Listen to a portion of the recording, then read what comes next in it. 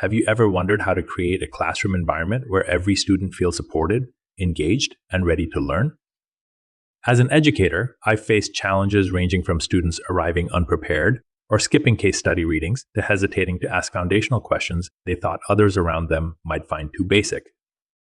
These challenges often stem from differences in educational backgrounds, language barriers, or simply not knowing how to frame their concerns. Combined with attendance dips around holidays, sick leaves, varying attention spans, and uneven participation, these issues sometimes result in inconsistent outcomes. Guest speakers, while valuable, sometimes go over time or use jargon that students struggle to grasp. I've also been known to go on in response to great questions, which can lead to cutting or rushing through the material later in the session. Even though I've received very complimentary student reviews, I often heard feedback like, "You went over this topic too quickly," or "You speak too fast." While I tried to keep this in mind, I'm human, and over time, I'd forget. These recurring challenges made me reflect deeply on my teaching methods and explore how to create a more inclusive and effective learning environment. Last semester, I introduced the flipped classroom model to tackle these issues. Instead of spending class time lecturing, I created multiple short, focused videos, 10 to 15 minutes long, that students could watch outside of class. These videos allowed me to pace delivery intentionally and gave students the flexibility to revisit material as needed in bite-sized chunks. Then in class, instead of lecturing, I facilitated discussions, reviewed the case studies I've developed for the students, guided group assignments, and engaged in experiential learning opportunities, including site visits. The response was overwhelmingly positive. Students appreciated having content they could engage with at their own pace, and discussions became much more dynamic and inclusive. However, I quickly realized that simply assigning videos to be watched at home wasn't enough. Without a structured discussion element, I still encountered issues where some students came prepared and others didn't. To address this, I began having students watch the videos in class during a few sessions and answering structured questions on the discussion board. The results were remarkable. Everyone was on the same page, and discussions were more meaningful. This semester, I plan to take this a step further. The students will watch the videos via NYU Stream, and for the first few classes, I'll guide discussions to model the process for my students. After that, the responsibility will shift to them. Students will lead discussions, review their peers' posts, and ensure full participation.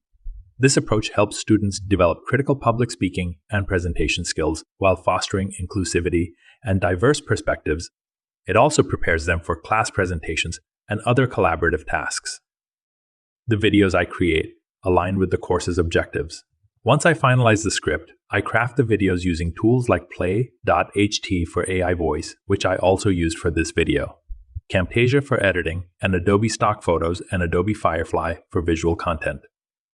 My books that I have authored and use in class complement these videos.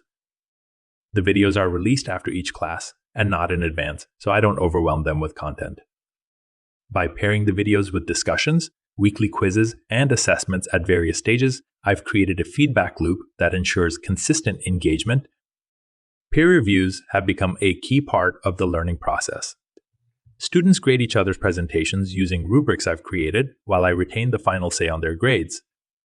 This fosters accountability and helps students develop critical thinking and feedback skills. This approach has already shown promise.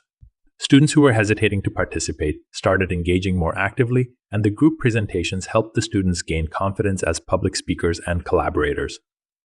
It's also fostering a deeper understanding of the material, as students are exposed to a variety of perspectives. You might wonder how this differs from sharing Zoom recordings or offering asynchronous courses. Zoom recordings capture everything: the tangents, overrun lectures, and moments of disengagement, making them hard for students to navigate or process. Asynchronous courses lack the interactive element that's central to my flipped classroom. In my model, students watch concise videos, then come to class ready to discuss, collaborate, and apply their knowledge to carefully crafted group assignments. Looking ahead, I plan to analyze quiz and participation data available via Brightspace to refine the learning process further. I'm also exploring multilingual versions of my videos using AI tools like HeyGen and testing AI-powered course assistants to support students outside class. So in the future, students may hear my course material in Mandarin. 欢迎参加这次关于电力和电网的课程。我们周围的一切都是由原子构成的。原子有3个主要部分：质子、中子和电子。Or even in Arabic, الطاقة تشغل كل جانب من جوانب حياتنا، من إضاءة منازلنا إلى تزويد الصناعات بالطاقة. مع تحول العالم نحو الاستدامة، تقود الطاقة المتجددة الطريق. I'm having a lot of fun creating a space where students can think critically, engage meaningfully, and grow as individuals. While implementing a flipped classroom requires effort upfront, the payoff in student outcomes and engagement is worth it. If you're considering making similar changes, start small.